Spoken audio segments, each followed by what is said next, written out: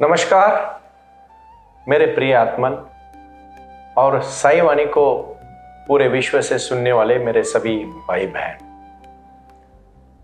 साई वाणी को प्रारंभ किया और हमने जो टैगलाइन बनाई साई वाणी प्रारंभ करो जारी रखो, इसी का जो महत्वपूर्ण विषय है साई ध्यान और साई क्रिया। साई ध्यान करना है और साई ध्यान ही सबसे महत्वपूर्ण जीवन है। लेकिन जैसे कोई किसान जब अपनी खेती में कुछ धान बो देता है तो पहले जमीन की उसको मशागत करनी पड़ती है, उसकी बहुत अच्छी तरह से वहाँ हल चलाना होता है और उसके बाद वो जमीन में पानी देने के बाद उसमें जो पहले तन आता है वो तन को निकाल के फिर से उसमें अच्छा धान बोएगा और उसका ख्याल करेगा, उसको सूरज की किरणें पहुँचेगी, पानी मिलेगा और उसका बहुत अच्छी तरह से जो भी उसका ख्याल करने के बाद ही उसमें अच्छी तरह से रास आएगी, उसको हम कहेंगे धान मिलेगा। उसी प्रकार हमारा ये शरीर, हमारा ये मन हमारा मंदिर है और इस मंदिर को हम नहीं पूजते हैं। मैंने अभी गुरु पूर्णिमा के दिन जो ऐलान किया और उसके बाद हम जब अलग अलग शहरों में जा रहे हैं, उसमें पुणे शहर में पहले 2 मेरे सेमिनार हुए। उस शिविर में उस समय जो लोग आए उन्होंने खुल के कहा, सुनील जी अभी हमें हमारे जगह में हम जहाँ रहते हैं वहाँ हमें काम करना है, हमें आपसे जुड़ना है। मैं पहले ही कहना चाहता हूं कि कोई हड़बड़ी नहीं है, शांति से हम पहुंच जाएंगे। लक्ष्य हमारा बहुत बड़ा है, हमारे जीवन में ध्यान करना ही हमारे जीवन का अंतिम लक्ष्य है।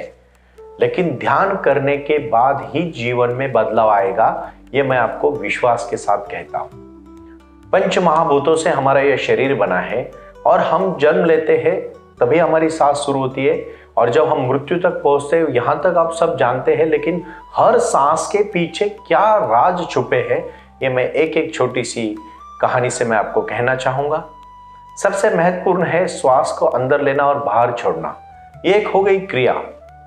लेकिन उस क्रिया का प्रतिसाद हमें तभी मिलता है जब हम इस क्रिया को बहुत अच्छी तरह से करते हैं।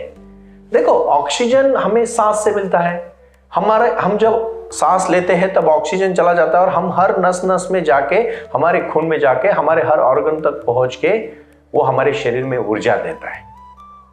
कोई व्हील चेयर पर पे होता है, उसके बाद उसको कभी कभी वेंटिलेटर पर भी रखा जाता है, वेंटिलेटर से ऑक्सीजन दिया जाता है, फिर भी वो आदमी क्यों मर जाता है?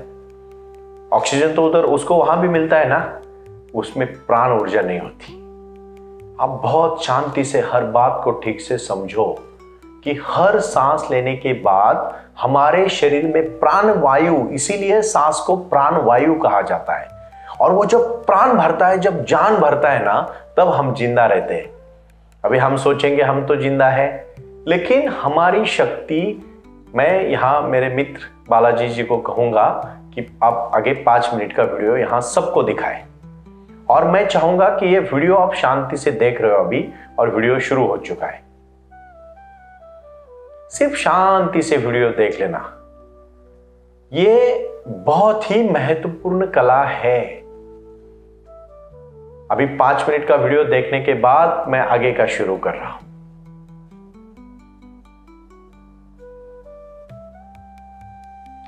हाँ, इस बात को आप ठीक से समझिए कि जब आपने ये वीडियो देखा, जब आप सांस लेते हो, ये शरीर है, उसके पीछे एक सूक्ष्म शरीर है, उसको हम कहते हैं आभा ऑरा। और वो शक्ति बहुत प्रज्वलित शक्ति होती है। आप देखो ना, जब कोई कुछ लोग आपको मिलने आते तो आप कहते हैं वाह कितना अच्छा हुआ आप मुझे मिलने आए, और कुछ लोग आने के बाद आपका मुंह एकदम लटक जाता है, आप खुश नहीं होते हो, आप बोलते यार ये क्यों आ गया, क्या होता है, ये क्यों होता है?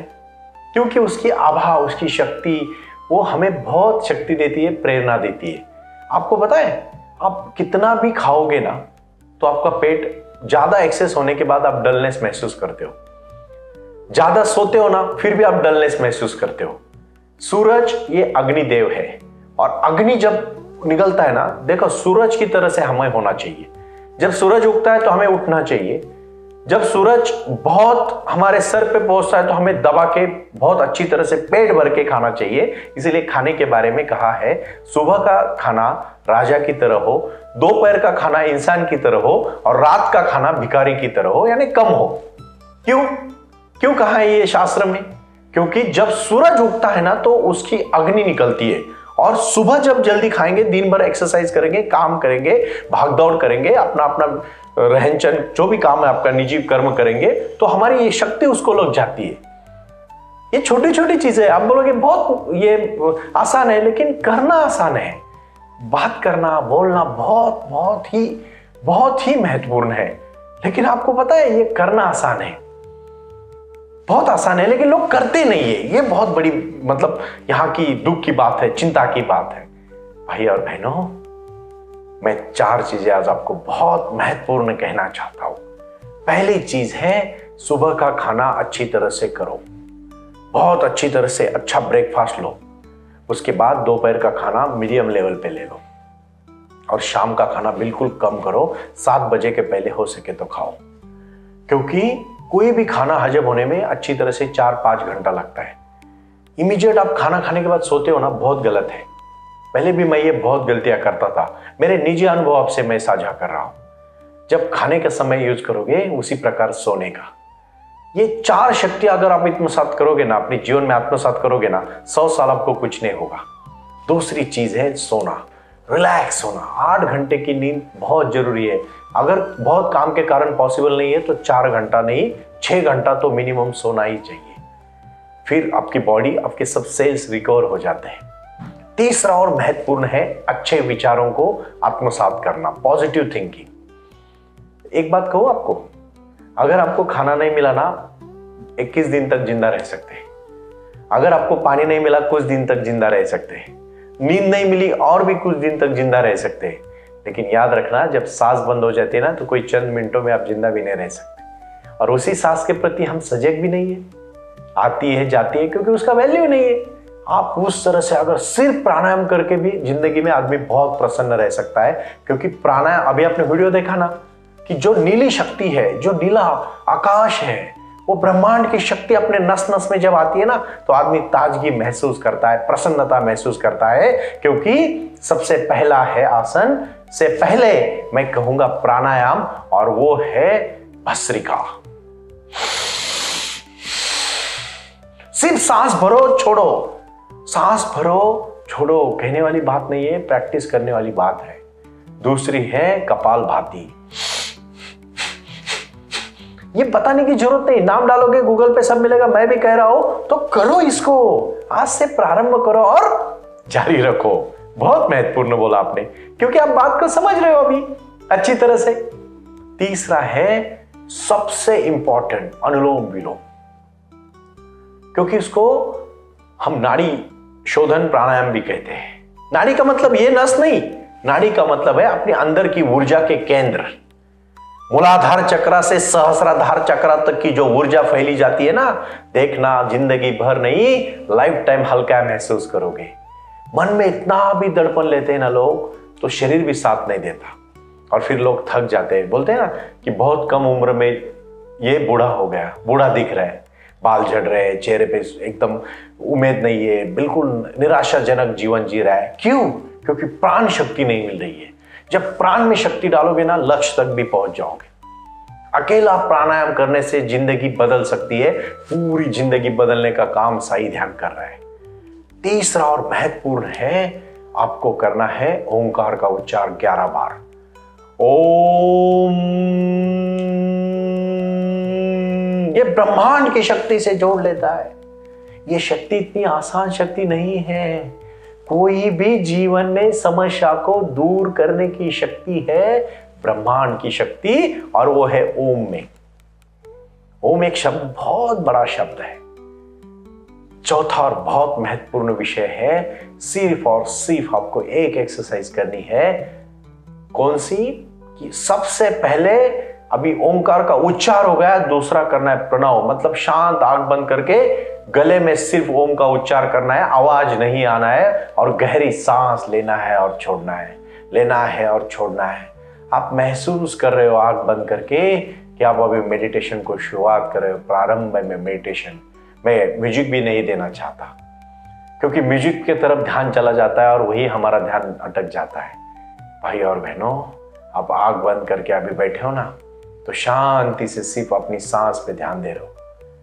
आप कहोगे सिर्फ सांस पे कैसे ध्यान देंगे, विचार तो बहुत आ रहे हैं। आने दो, रोको मत उनको, बिल्कुल रोको मत किसी भी चीज को। सिर्फ मेरी आवाज और आपकी एक्सरसाइज दोनों शुरू हुई है। एक्सरसाइज कौन सी है? एक्सरसाइज जीवन बदलने की एक्सरसाइज है। यह आपके जीवन में क्रांति लाने की एक्सरसाइज है। और इसमें आप पूरी एसी की आवाज हो या फैन की आवाज हो या बाहर पक्षियों की आवाज हो, क्योंकि सुबह का समय है, सबसे अच्छा समय होता है सुबह का समय ध्यान करने के लिए। और यही समय है आपके जीवन में क्रांति लाने का समय, जीवन में बदलाव लाने का समय, जीवन में अपनापन लाने का समय, जीवन में एक सजगता लाने का समय। और इस समय सजग होकर हर चीज करोगे ना, कभी डर नहीं जाओगे, कभी किसी चीज से रूठोगे नहीं। आप अपने जीवन में हिम्मत आती है, आपको गुस्सा भी कम आएगा, क्योंकि आपकी सहने की शक्ति बढ़ जाती है, क्योंकि हर नस, हर आपकी जो भी आपकी जीवन की शक्ति है वो बहुत मैच्योर हो जाती है और आप बहुत खुश महसूस करते हो। देखो, कुछ किसी भी चीज को अति वर्जते, अति नहीं करना है। जो भी चीज है ना, उसको लक्ष्य की तरफ लेके जाना है। मुझे आप साई ध्यान करके दिखाओगे, मैं आपको लिख के देता हूं, आपका जीवन बदल जाएगा। बट प्राणायाम के पहले ध्यान को बिल्कुल सीधा शुरुआत मत करना। जो मैं श्रृंखला बता रहा हूं उसी की तरफ फ्रीक्वेंसी के साथ चलो। एक नाद ब्रह्म खुद के अंदर महसूस करोगे, और यही सांस तो है जो आखिरी तक आपको साथ देने वाली है। सांस बंद हो गई, खत्म हुआ सब। ऑक्सीजन की चिंता मत करो, वो तो वेंटिलेटर्स भी आपको दिया जाएगा, बट आप ले नहीं पाओगे क्योंकि उसमें प्राण ऊर्जा नहीं है। और वही प्राण ऊर्जा को महसूस करो। एक्सरसाइज भी जो लड़के करते हैं ना, यंग जिम वाले मेरे सब फ्रेंड भाई और बहनों, खासकर मैं मेरे भाइयों को कहना चाहूंगा, आप जो डोले शोले और मसल्स बनाना चाहते हो ना, पहले उस मसल्स के ऊपर कंसंट्रेशन करो, ध्यान दे दो। और सांस और एक्सरसाइज एक साथ करोगे, मसल के ऊपर ध्यान दोगे, अटेंशन वहां करोगे, तो देखो कितना प्रसन्नता के साथ, क्योंकि प्राण ऊर्जा उस चीज को मिल जाती है। कितनी सारी बीमारियां सिर्फ प्राणवायु से हम मिटा सकते हैं। दवाइयां लेने की भी जरूरत नहीं है। हमारा शरीर हीलिंग उसको रिकवर करता है उन चीजों को। अभी मैं इसी बात के ऊपर बोलने वाला हूं। कहानियां, स्टोरियां तो अभी बहुत सारी खत्म हुई। मैं 9000 कहानियां है मेरे पास, मैं दिन रात बोलता रहूंगा, लेकिन फायदा क्या? मैं चिने गुने लोगों को नहीं, मैं भारत के मेरे सभी सेंटर्स में जितने भी साई वाणी से साई ध्यान करने वाले मेरे भाई बहनों को मैं कहना चाहता हूं कि आज से प्राणायाम का प्रारंभ करोगे, जारी रखोगे, उसको रोकोगे नहीं, और फिर शांति से आप एग्जिस्टेंस के साथ जुड़ रहे हो। आपकी ऊर्जा को ऊपर की तरफ बहने का काम कर रहे हो, लक्ष्य दे रहे हो। खासकर मैं उन्हीं सभी मेरे भाइयों को कहना चाहूंगा कि ब्रह्मचर्य का मतलब होता है ना बुरा देखना, ना बुरा पढ़ना, ना बुरा करना, ना बुरी सोच रखना। ब्रह्मचर्य मतलब सिर्फ और सिर्फ एक ही चीज नहीं है। ब्रह्मचर्य का मतलब है अपने जीवन को ब्रह्म को समर्पित करना, इस एग्जिस्टेंस को, इस परमात्मा की शक्ति को, शुद्ध शक्ति को समर्पित करते हैं, जीवन में कोई बड़ा लक्ष्य लेके वहां तक पहुंचना। और इसलिए आज का जो ध्यान है वो क्रांति का ध्यान है। साई ध्यान आपके जीवन में क्रांति ला रही है, और इसके लिए साई बाबा आशीर्वाद दे रहे हैं। मैं उसका माध्यम हूं। साई वाणी करो, मैं कुछ कहूंगा, कुछ कर गुजरने के लिए मौसम नहीं मन चाहिए, साधन तो जुट जाएंगे, सिर्फ साई ध्यान का संकल्प चाहिए, और वो संकल्प ला लीजिए। प्रणाम।